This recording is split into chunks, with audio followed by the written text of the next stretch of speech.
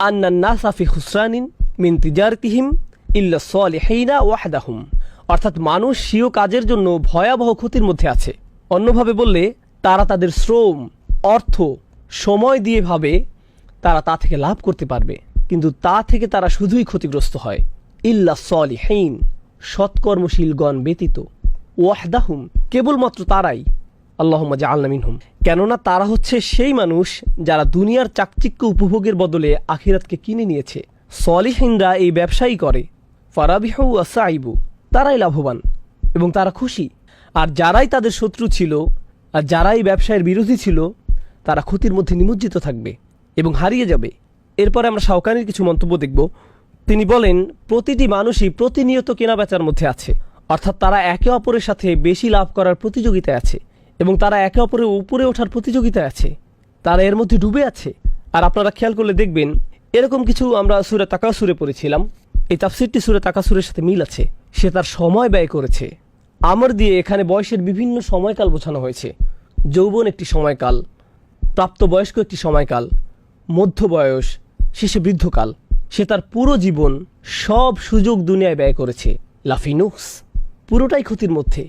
ওয়াসারফাল আমার ফি আমাল দুনিয়া লাফিনুক্স, তার সবই ক্ষতির মধ্যে। অদলাল, এবং অপচয়। আনিল হক হাত্তা ইয়ামুত, সে মৃত্যু পর্যন্ত সত্য থেকে বিচ্যুত হয়েছে এবং পুনরুত্থিত হয়েছে। অকিল আল মুরাদ বিল ইনসান আল কাফির, আমরা এটা আগেও আলোচনা করেছি, কিন্তু এখানে মুফাসসিরদের মন্তব্যও দেখতে পাচ্ছি। এখানে বলা হয়েছে এই সূরায় আল ইনসান শব্দটি দিয়ে কাফিরদের বোঝানো হয়েছে। ইন্নাল ইনসানা লাফি খুসর, এটা দিয়ে কেউ কেউ বলেছেন এর অর্থ ইন্নাল কাফিরা লাফি খুসর অকিলা জামাতুল মিনাল কুফার। বলা হচ্ছে এখানে কাফিরদের একটি গ্রুপকে বোঝানো হচ্ছে। অহমুল গনি আল মুগিরা, আল আস বিন ওয়াইল, ওয়াল আসওয়াদ বিন আব্দুল মুত্তালিব।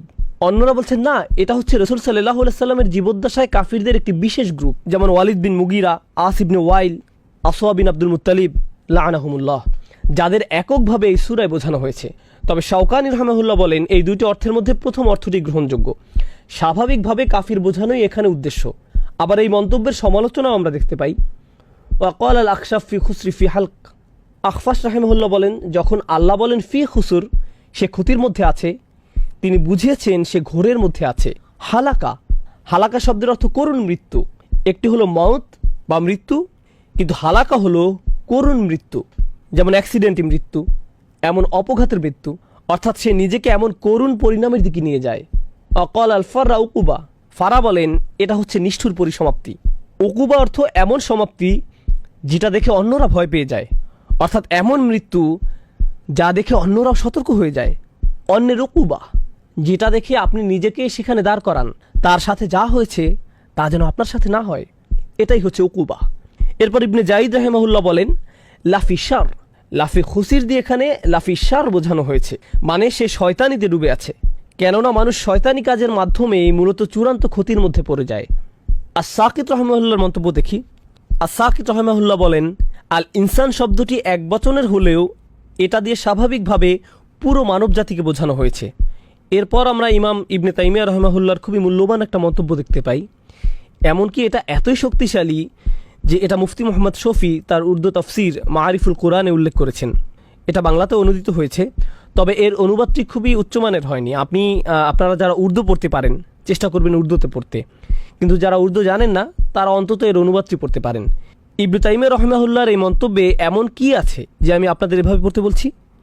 তিনি বলেছেন মানুষ দুটো বিষয়ের কারণে দিনের সত্যতা স্বীকার করতে চায় না। দুটি বিষয়ের কারণে মানুষ নিজেদের বাঁচাতে পারে না। তাহলে কয়টি বিষয় আছে যাতে আপনি নিজেকে বাঁচাতে পারেন না? দুইটি বিষয়। সেগুলো হলো আমরা কোরআনে পাই আল্লাযীনা আমানু ওয়া আমিলুস সলিহাত, এরপরে কি আমিলুস সলিহাত, এটা আমরা কোরআনের সবখানে পাই, তাই না? তারা বিশ্বাস করে এবং কাজ করে, তারা বিশ্বাস করে এবং কাজ করে। যদিও আমরা এটা এখনো বিস্তারিত আলোচনা করিনি। আল্লাহ ঈমান দিয়ে কি বুঝিয়েছেন, আল্লাহ সৎ কাজ দিয়ে কি বুঝিয়েছেন, এটিকে আমরা মৌলিক শব্দ হিসেবে ব্যবহার করি। এটা এখন প্রচলিত বাক্য হয়ে গিয়েছে। মূলত এটাই হলো ইবাদতের রাস্তা, নিজেকে বাঁচানো এবং আখিরাতে সফল হবার এটাই পথ। প্রথমটি ঈমান, দ্বিতীয়টি সৎ কাজ।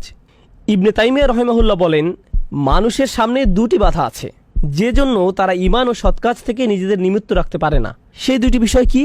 তিনি বলেন একটি হচ্ছে শুবহাত অপরটি হচ্ছে শাহওয়াত। এগুলোর অর্থ কি? শুবহাত অর্থ সন্দেহ, শাহওয়াত অর্থ আকর্ষণ, কামনা।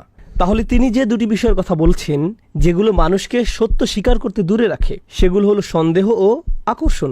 তিনি এ দিয়ে কি বুঝেছেন? দেখুন, আপনি যখন কাউকে এই দিনের দাওয়াত দেন, আপনি মূলত তাদের অনেক কিছু ছাড় দেওয়ার কথা বলছেন। সত্যি আপনি তাদের অনেক কিছু ছেড়ে দেওয়ার কথা বলছেন, অনেক কিছু ছাড় দেওয়ার কথা বলছেন। কলেজে আমার একজন বন্ধু ছিল, বিশাল দেহি, ফুটবল খেলতে ভালোবাসতো, আর আমরা ইসলাম নিয়ে সবসময় আলোচনা করতাম। তো একদিন আমি বললাম, ভাই তুমি কেন ইসলাম কবুল করছো না? সে বলল, আমি মদটা ছাড়তে পারবো না বন্ধু, আমি সত্যি এটা পারবো না। এটা সত্যিই বেশ মজার। তার বাধাটা কোথায়? সে কিন্তু দ্বিধায় নেই, সন্দেহ তার বাধা নয়, সে এটাকে সত্য বলে মেনে নিয়েছে, আকর্ষণ তার জন্য বাধা। অন্যরা হয়তো বলবে, আমি পার্টি করা বাদ দিতে পারবো না, আমি মেয়েদের সঙ্গ বাদ দিতে পারবো না, আমি নেশা করা বাদ দিতে পারবো না, আমি এটা বাদ দিতে পারবো না, সেটা বাদ দিতে পারবো না। এগুলো সবই আকর্ষণ। একদিকে আমরা পাই যারা বলে এটা সত্য, কিন্তু নিষিদ্ধ জিনিসের প্রতি টান আমার এতই বেশি যে আমি এটা বাদ দিতে পারবো না, এটা একটা সমস্যা। অন্যদিকে আরও সমস্যা আছে। এমন অনেকে আছে যারা আসলেই এর সত্যতার ব্যাপারে সন্দিহান, যারা আসলে এর সত্যতার ব্যাপারে সন্দিহান। তুমি কিভাবে জানলে যে তোমার ধর্মই একমাত্র সঠিক? আরও অনেক ধর্ম আছে, সেগুলো কি ভুল? সেই সব মানুষ কোথায় যাবে? তারা সবাই জাহান্নামে যাবে, এটাই তোমাদের বিশ্বাস? এটা আমি মানতে পারলাম না। আমি খুব বেশি চিন্তিত নই, কিভাবে এটা একমাত্র সঠিক পথ? আচ্ছা, যদি এটাই একমাত্র সঠিক পথ হয়ে থাকে, তাহলে কেন সবাই এটা মানছে না? এই ধরনের নানা প্রশ্ন তার মাথায় ঘুরতে থাকে। এভাবে তারা কিসের মধ্যে পড়ে যায়? সন্দেহে। এটাই হলো মানুষের সন্দেহের বাধা। এই দুইটির যে কোনো একটি অবশ্যই আপনাকে দিন থেকে দূরে রাখছে, এই দুইটির একটি। আর এখানে বলে রাখি, বেশিরভাগ মানুষের সমস্যা কিন্তু সন্দেহের নয়, বেশিরভাগ মানুষের সমস্যা হলো আকর্ষণ। এরপর তারা যখন আকর্ষণে পড়ে যায়, তখন শয়তান তাদের কাছে এসে নতুন ভাইরাস ছড়িয়ে দেয়, সেটা হলো সন্দেহ। তাই যখন আপনি তাদের দিনের দাওয়াত দেন, তারা বলে আমি সন্দেহে আছি, কিন্তু আসল সমস্যা তাদের সন্দেহে না। আসল সমস্যা কোথায়? আকর্ষণে। অন্যভাবে বললে, একটা হলো সাইকোলজিক্যাল সমস্যা, অপরটা হলো ইন্টেলেকচুয়াল সমস্যা। আপনি একে আত্মার সমস্যা বলতে পারেন, অন্তরের ব্যাধি। এটাই হলো আকর্ষণ। অন্যদিকে বুদ্ধিবৃত্তিক সমস্যা, মনের সমস্যা, এটা হচ্ছে সন্দেহ। বেশিরভাগ মানুষ বুদ্ধিবৃত্তিক সন্দেহের কারণ দেখায়, আসলে এটা সত্যি নয়, এটা আসলে বাইরের ঢাকনা, এটা খোলস। আসল সমস্যা হচ্ছে তাদের অন্তরে আকর্ষণ আছে, আর এই আকর্ষণ তারা ছাড়তে পারছে না। আর এটা তারা না ছাড়তে পেরে তারা সব ধরনের বুদ্ধিবৃত্তিক বাহানা দেয়। এমনকি আপনি যখন তাদের সব প্রশ্নের জবাব দেন, এতে সত্য উন্মোচিত হয়ে পড়ে, তারা না পেরে বলে, আমি পরিবর্তিত হতে চাই না, আমি এটা ছাড়তে চাই না। তারা এতটাই আটকে যায় যে তারা এখন এখান থেকে বের হতে পারে না। এখন কেন আমি এই মন্তব্যটিতে গুরুত্ব দিচ্ছি? দেখুন, সূরার শেষে আল্লাহ বলছেন, ইল্লাল্লাযীনা আমানু ওয়া আমিলুস সলিহাত। কিন্তু তিনি এখানে আরও দুটি বিষয়ের উল্লেখ করেছেন, ওয়াতাওয়াসাউ বিল হক ওয়াতাওয়াসাউ বিস সবর। ইবনে তাইমিয়া রাহিমাহুল্লাহ বলেন, ওয়াতাওয়াসাউ বিল হক, সত্য কোন জিনিসকে ধ্বংস করে? সন্দেহ। সত্যে সন্দেহের বিরুদ্ধে একটি অস্ত্র। তাহলে ওয়াতাওয়াসাউ বিল হক একটি বাধা দূর করে, তাহলে অন্য বাধাটি কি? শাহওয়াত, আকর্ষণ, কামনা। সেই আকর্ষণগুলির বিরুদ্ধে যুদ্ধ করার জন্য কেবল সত্য জানাই যথেষ্ট নয়, আর কি থাকতে হবে?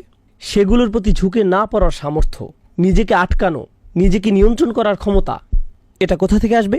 ওয়াতাওয়াসাউ বিস-সবর। দেখেছেন, এই দুইটি বাধা যেগুলো মানুষকে ঈমান ও সৎ কাজ থেকে দূরে রাখে, সেগুলো এখানে ওয়াতাওয়াসাউ বিল হক ওয়াতাওয়াসাউ বিস-সবর কত সুন্দরভাবে ফুটে উঠেছে। এই মন্তব্যটি আমাদের জন্য খুব বেশি গুরুত্বপূর্ণ মনে হয়েছে আমার কাছে। এখন আমরা আরও কিছু মন্তব্য পড়ব। আমি আমার নোট থেকে আপনাদের এটা বলবো, যাতে আমি কিছু মিস করে না ফেলে, ইনশাআল্লাহ তাআলা। প্রথম মন্তব্যটি কেবল এই আয়াতটি নিয়ে। দেখুন, এই দুইটি আয়াতে আল্লাহ সুবহানাহু ওয়া তাআলা খুবই কঠিন একটি বাস্তবতা তুলে ধরেছেন।